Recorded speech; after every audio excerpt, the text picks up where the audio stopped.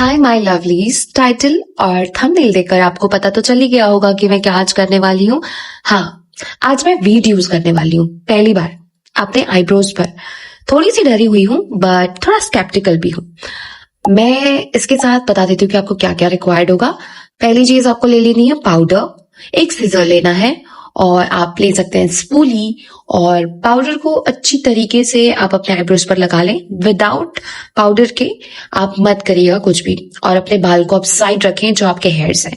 एक रीड ले लीजिए, उसकी स्ट्रिप्स को आप कट करिए क्योंकि हमें काम करने के लिए थोड़े छोटे छोटे स्ट्रिप्स की जरूरत है, इतना बड़ा स्ट्रिप्स हम यूज नहीं करेंगे। सो मैंने उसे कट कर लिया है और अब मैं प्लेस कर रही हूँ अपर एरिया में, क्योंकि मेरी आईब्रोज ऐसी ही है। मैं इस तरीके से प्लेस करती हूँ और थोड़ा सा रब करने के बाद आपको सीधे पुल करना है। 1 2 and 3। दर्द उतना नहीं हुआ लेकिन मेरे काफी हेयर निकल गए हैं और मैं बहुत ज्यादा खुश थी।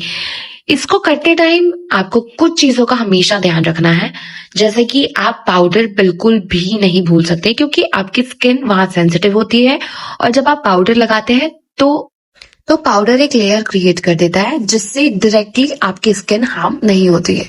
तो आपको सबसे पहले इस चीज का ध्यान रखना है और ध्यान रखना है कि आपकी स्ट्रिप्स जो है वो थोड़ी दूर से ही लगे ताकि जो भी एक्स्ट्रा बच रहे हैं आप उसे अपने प्लगर से प्लग आउट कर सके।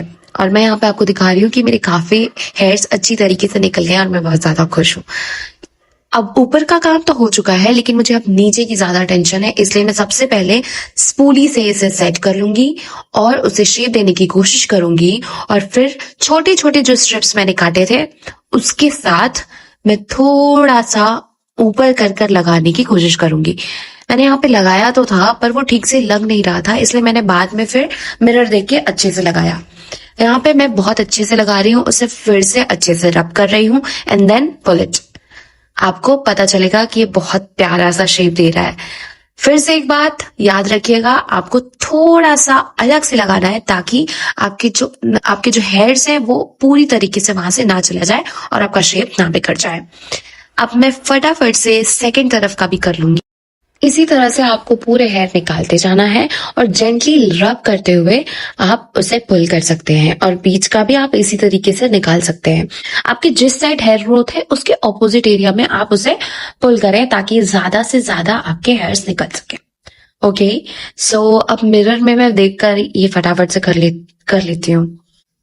मैं थोड़ी सी डरी हुई थी इसको लेकर बिकॉज मैंने फर्स्ट टाइम इसे यूज किया है और मैं डर इसलिए रही थी क्योंकि मेरी स्किन थोड़ी सेंसिटिव है और मैं कहीं पर भी जाती हूँ मुझे कट्स बहुत इजीली आते हैं और कुछ भी हो सकता है। सो मैं बहुत ज्यादा डरी हुई थी बट मैं यहाँ बहुत ज्यादा खुश हूँ क्योंकि मेरे हेयर्स बहुत अच्छे से हो गए हैं। अब मुझे बाहर जाने की जरूरत नहीं है क्योंकि कोई भी मेरे आईब्रो को करता था मुझे कट्स आने ही थे। तो अब ये मेरे लिए बहुत ही इजी है, अब मुझे बाहर जाने की जरूरत नहीं है।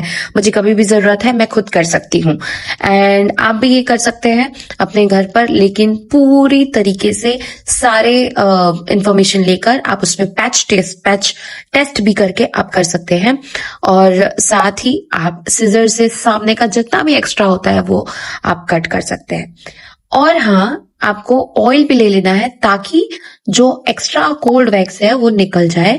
फटाफट से ऑयल लगा ले और जब भी आप करें तुरंत एलोवेरा जेल लगाएं क्योंकि एलोवेरा जेल है वो थोड़े बर्न और जो बर्निंग सेंसेशन होता है ये सारी चीज को प्रिवेंट करता है और ये रोकता है और आपकी जितनी भी जलन वगैरह हो रही होगी वो उसे होने नहीं देगा, वो तुरंत ही उससे प्रोटेक्ट करेगा, आपकी स्किन को प्रोटेक्ट करेगा। आप इसे तुरंत लगा सकते हैं। 10 to 5 मिनट तक वेट करें और या आपके आईब्रोज रेडी हैं जो बहुत ही ज्यादा सुंदर और प्यारे लग रहे हैं। और अब मुझे बाहर जाने की जरूरत नहीं है, सो मैं बहुत ज्यादा खुश हूँ। तो इस तरीके से आप घर पर ही अपना आईब्रो कर सकते हैं। तो thank you so much for watching. मुझे अपना आईब्रो बहुत ज्यादा सुंदर लग रहा है। मिलते हैं नेक्स्ट वीडियो में। Bye bye.